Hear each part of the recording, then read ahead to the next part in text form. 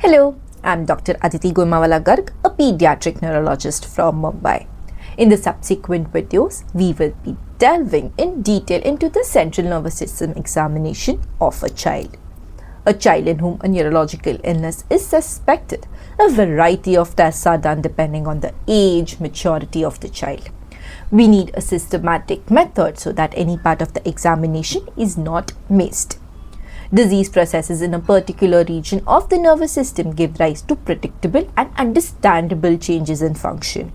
Thus, the neurological examination is the singularly most effective method for accurately determining the location, nature, and extent of the neurological function in a particular patient. We start with the cephalic end and proceed towards the caudal end.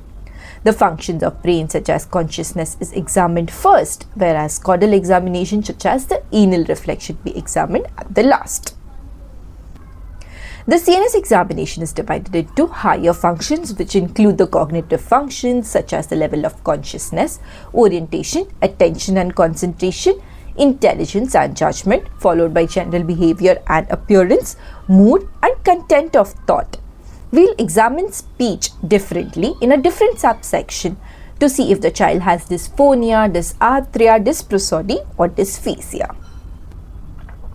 Then we'll examine the cranial nerves followed by the somatic motor system, which includes inspection, palpation, tone, strength testing, stretch reflexes, percussion of muscles, superficial reflexes, coordination of movements, gait, involuntary movements and nerve root stretching tests. Then we'll check the somatic sensory system, which includes the superficial, deep and cortical sensations.